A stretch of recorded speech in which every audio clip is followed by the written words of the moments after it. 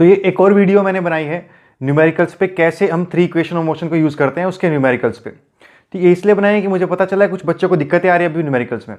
तो अगर आपको दिक्कतें आ रही हैं तो ये करेक्ट साइन है कि आप सही रास्ते पे हो, क्योंकि जो चीज़ दिक्कत करती है वही एक टैलेंट को भीड़ से अलग करती है। तो अगर ये चीज़ें दिक्कत कर रही हैं, इसका मतलब इसमें कुछ दम है और यही आपको आगे लेके जाएगी, क्योंकि आसान चीज़ की कोई कीमत नहीं होती। अगर आप चाहते हो कि एनटीएससी क्लियर हो तो आपको बाकी लोगों से हटकर ही कुछ करना पड़ेगा, आप में वाकई टैलेंट होना चाहिए, तभी आप उस चीज़ को क्लियर कर सकते हो। ठीक है, तो अब सबसे पहले तो वीडियो का यूज़ कैसे, आप कैसे उसको देखोगे।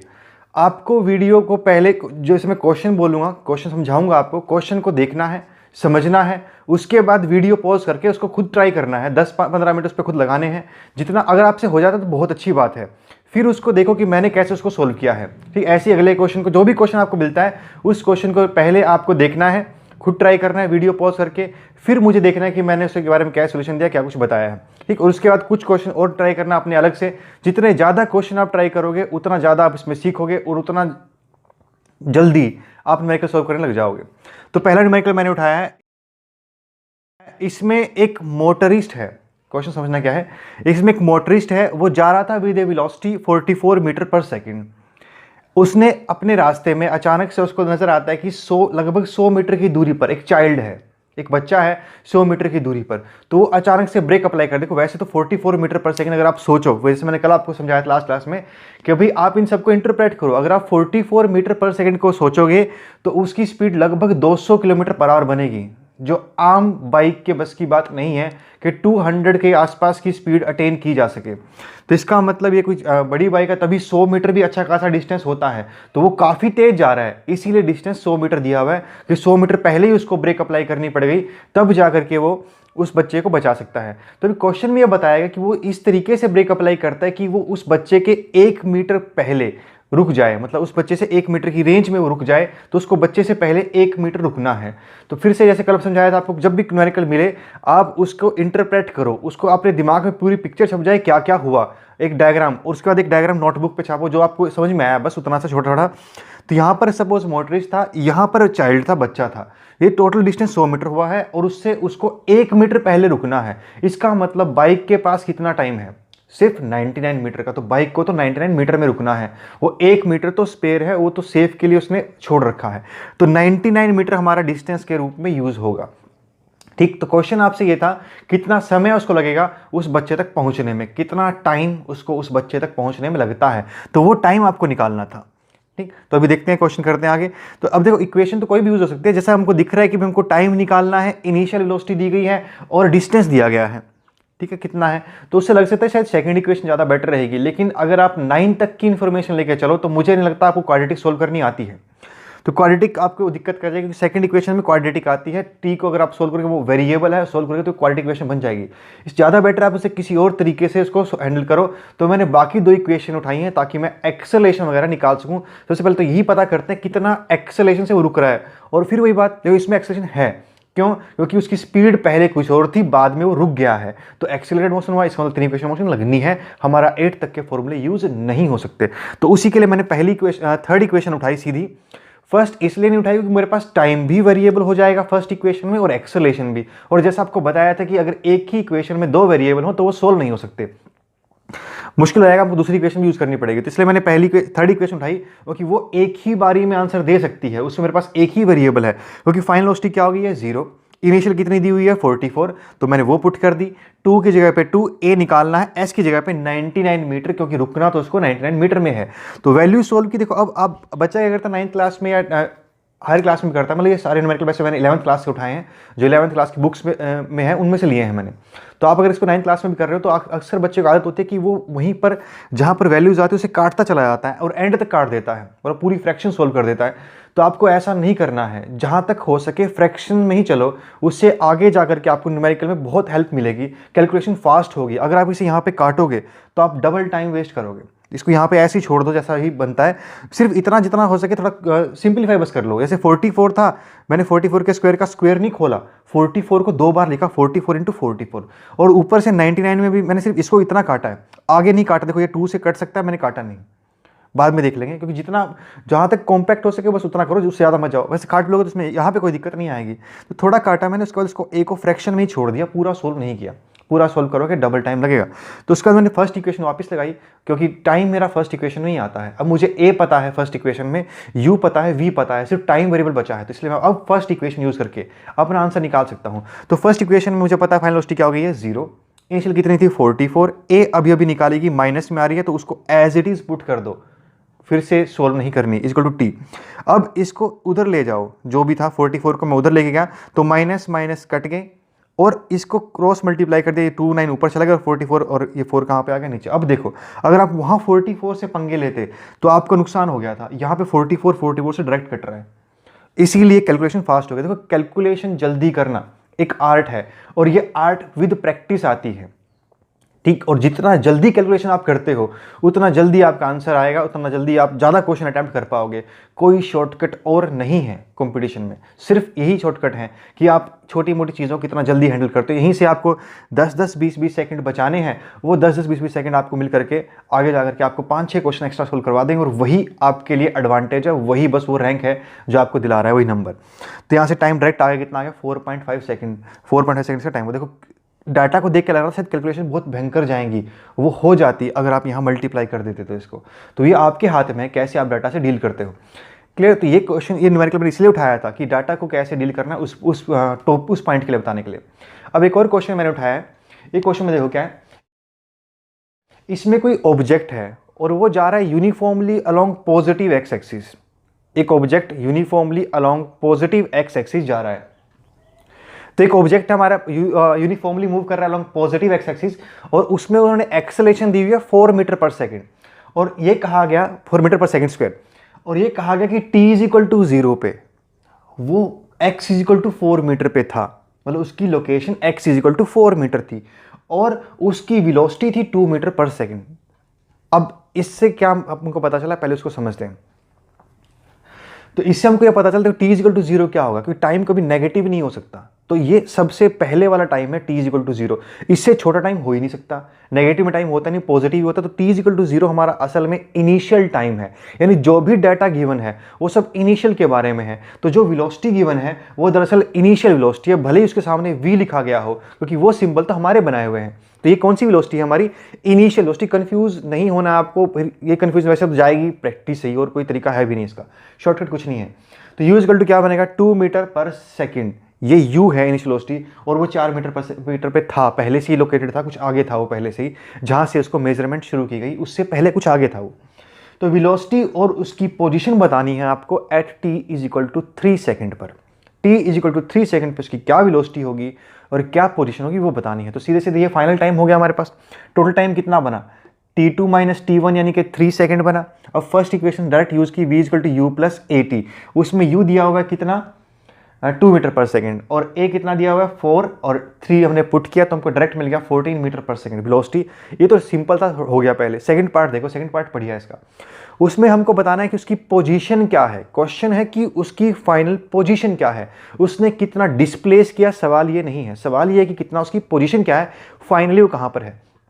तो अगर उसमें इक्वेशन यूज़ करूँ सेकंड ही क्यों यूज़ की, क्योंकि सेकंड इक्वेशन ही वो है जो टाइम को डिस्टेंस से रिलेट करती है। इसके अलावा बाकी दोनों इक्वेशन टाइम को डिस्टेंस से रिलेट नहीं करती, तो यही वो रिलेट करती है टाइम को डिस्टेंस से। तो इसलिए मैंने सेकंड इक्वेशन ही उठाई है, इसमें u की वैल्यू रखी और हाफ सब वैल्यूज पुट की और t का स्क्वायर रख दिया, 9 हो गया। तो सोल्व किया तो मेरे पास रिजल्ट आ रहा हो कितना आ रहा है 24 मीटर। आप सोल्व करोगे तो 24 मीटर आएगा। लेकिन आपको पहले बताया था इसमें s क्या होता है, डिस्प्लेसमेंट होता है। डिस्प्लेसमेंट मतलब इनिशियल पोजीशन और फाइनल पोजीशन के बीच का डिफरेंस है ये। x2 माइनस x1 की वैल्यू है ये जो 24 मीटर आई और हमसे उन्होंने x2 पूछा है, फाइनल पोजीशन ही पूछी है। तो उसमें हम x1 ऐड कर देंगे तो मिलेगा हमको वो x2। तो ये उस बारे में था कि कैसे अगर हमको पहले से ही पोजीशन बॉडी की 0 पे ना हो तो फिर किस तरीके से डाटा को लेते हैं। तो ये था हमारा 28 मीटर पर हो जाएगा उसकी फाइनल पोजीशन। तो ये इस पॉइंट के लिए भी था कि s इसमें डिस्टेंस नहीं होता, डिस्प्लेसमेंट होता है,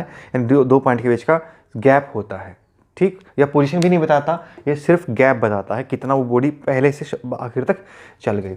अब एक और क्वेश्चन है, ये बहुत बढ़िया क्वेश्चन है, थोड़ा लेंथी है पर देखना। एक कार है वो स्टार्ट करती है रेस्ट से, मतलब 0 से स्टार्ट करते। जो डाटा जितना आप थोड़ा थोड़ा पढ़ो उसको समझो। एक और तरीका है स्पीड को इंक्रीज करने का, ठीक है। आज ही बता रहा हूँ क्योंकि धीरे धीरे आप जितना प्रैक्टिस सीख जाओगे। क्वेश्चन में स्पीड को इंक्रीज करने के दो तरीके हैं कि आप ज़्यादा क्वेश्चन अटैम्प्ट कर पाओ। उसके दो बेसिक मेथड हैं। पहला मेथड, कैलकुलेशन जितना तेज हो सके उतना तेज हो, और वो प्रैक्टिस से होगी। दूसरी चीज़ कि क्वेश्चन आपको एक ही बारी में पढ़ करके समझ में आ जाए। ये ना हो कि आपको 4 लाइन में क्वेश्चन 4 बार पढ़ना पड़ जाए। अगर आपने उसको 4 बार पढ़ा है तो उतनी देर में आपको 4 क्वेश्चन पढ़ने चाहिए थे।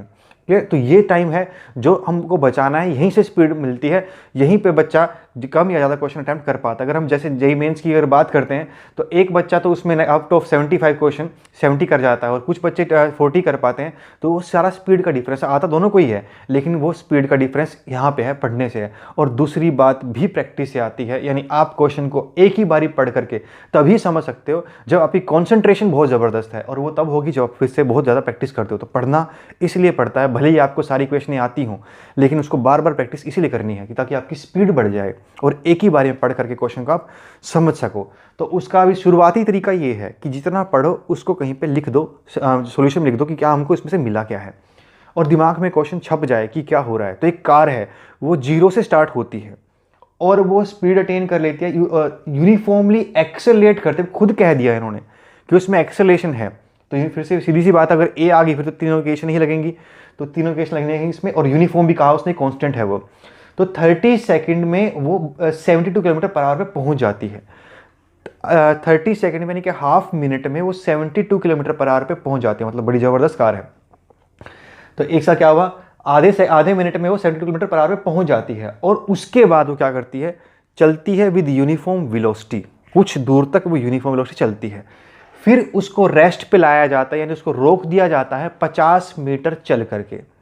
मतलब उसको रोकना होगा कि गाड़ी में कहीं तो रुकोगे ना, कहीं तो पहुंचना होगा आपको। तो जब उसको रुकना था तो उसमें ब्रेक अप्लाई की गई और वो 50 मीटर चल के रुकी।